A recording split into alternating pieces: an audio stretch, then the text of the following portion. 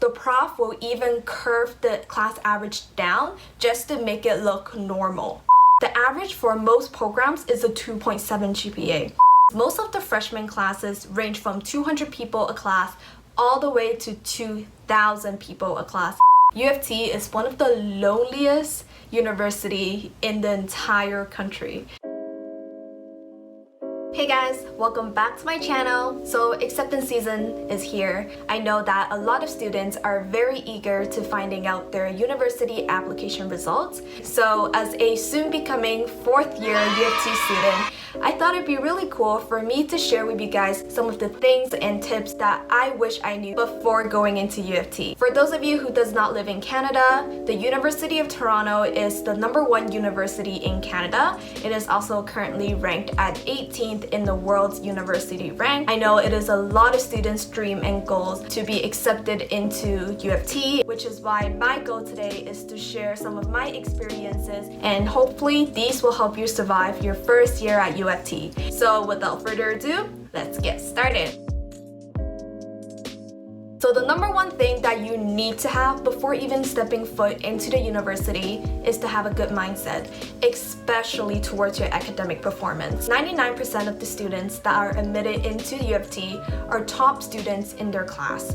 These are the people who attended AP classes, who got at least 90% averages, and who are very ambitious students. If you're used to being the first in your class, you are going to be discouraged when you receive your first midterm mark, when you see your class average. According to my research, the average for most programs is a 2.7 GPA, which is equivalent to a B-.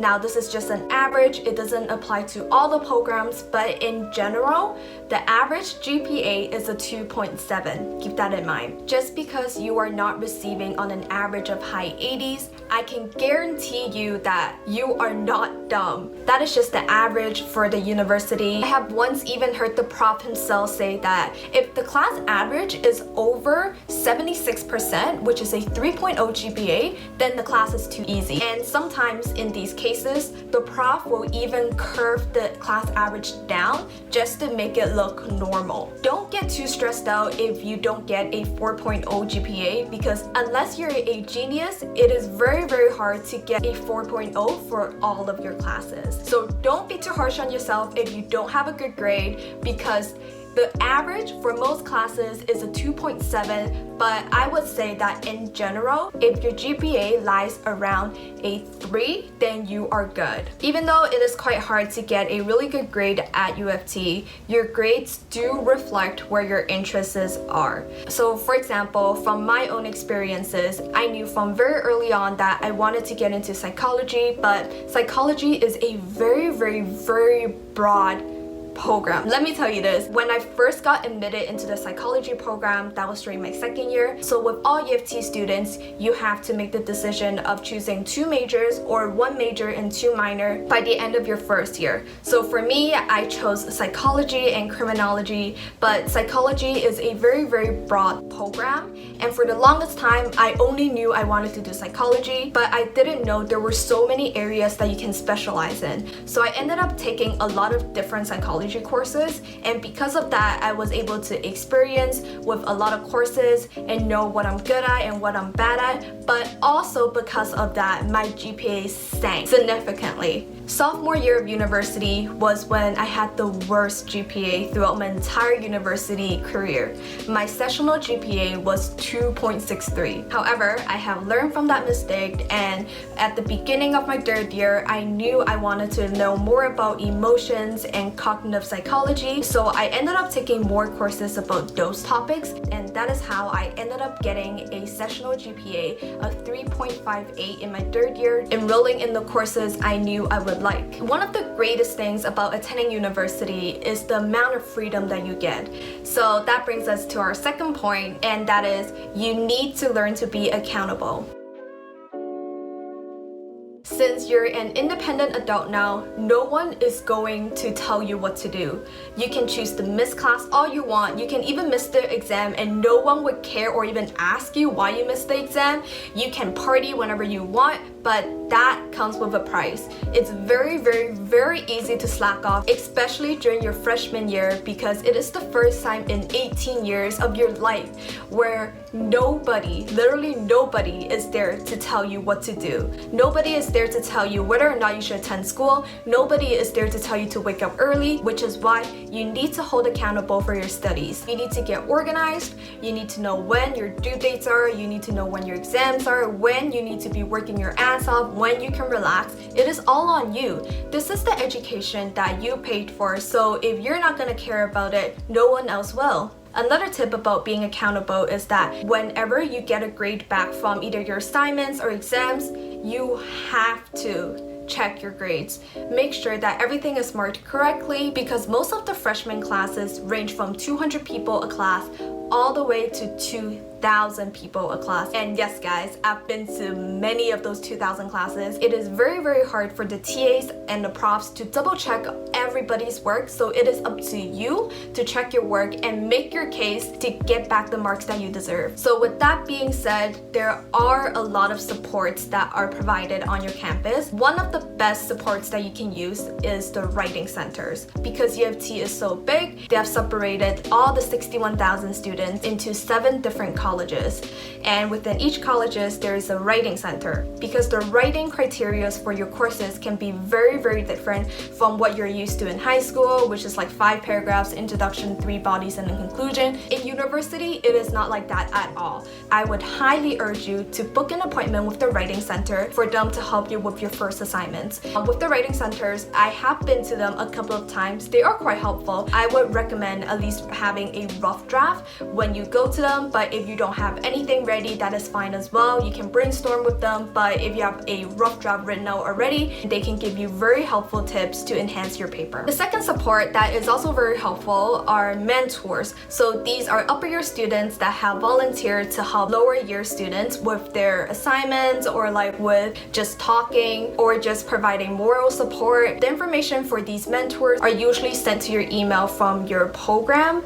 However, I know that a lot of profs do mention it in the first few classes for people to sign up. The third support I have for you guys is not something that happens every single day. I personally would very love to attend, but have not had the chance to yet, and that is dog therapies. So believe it or not, every week or so, or every 2 weeks, in a lot of libraries, we do have people bringing in dogs, or like probably just one dog surrounded by 30 people, but they do bring therapy dogs into the libraries where you can just walk in and pet the dog and meet some new friends, and I feel like I would really enjoy that. I highly recommend you guys to check it out whenever they're on campus. There has been a myth going on that UofT is one of the loneliest university in the entire country. To a certain extent, yes, it is very, very hard to make friends if you're a shy person. So that brings us to my final tip of the day, which is friends are not going to come to you. UofT has a population of 61,000 students, and that is only in one campus. I would say in general it is pretty easy to make friends because you're constantly exposed to a lot of strangers, but at the same time it is very, very hard to maintain the friendship. You can make like 10 friends on your first day in class, but the next time you go into that class, you're probably gonna see only 2 of them sitting at the same spot they sat in last time. Therefore, I have came up with 3 tips for you guys to make those long-lasting friendships. The first tip I have is to go to the open houses. So open houses usually starts around May all the way till like July, I believe.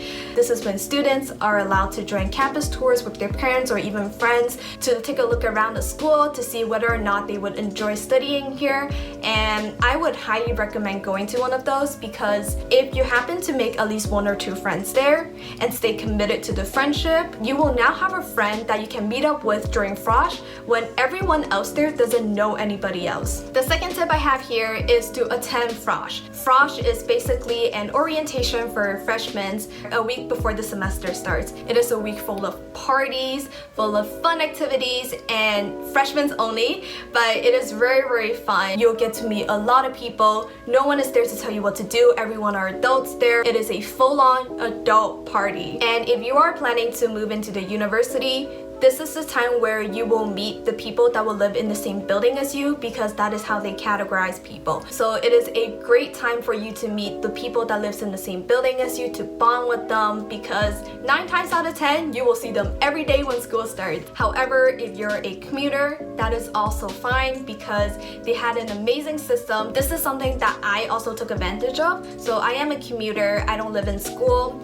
but during Frosh, they do have the option of you paying a small fee so you can stay in school and party all night with your new friends during the entire week of Frosh. So for me, I paid like 20 bucks 3 years ago. It's probably a bit more now, I'm not sure, but I would say to totally take advantage of this. This will give you the opportunity to meet people outside of college when the Frosh activities end after dinner, and then you guys can go out for round 2. The third tip I have for you guys is to take initiative. You need to be willing to engage in conversations. You need to be always making conversations with the people sitting in front of you, beside you, but most of all, how to determine whether or not you have made a friend. By the end of the first class, you have to have their contact information.